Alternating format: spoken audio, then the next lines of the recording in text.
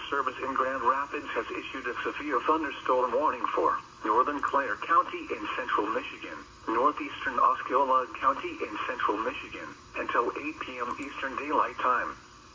At 7:10 p.m. Eastern Daylight Time, severe thunderstorms were located along a line extending from near Vogel Center to near Lucas, moving east at 55 miles per hour. Hazard, 60 miles per hour wind gusts and quarter-size hail. Source, radar indicated. Impact, hail damage to vehicles is expected. Expect wind damage to roofs, siding, and trees. Locations impacted include Marion, Highland, Temple, Pisgah Heights, Dighton, Ina, Letta, Park Lake.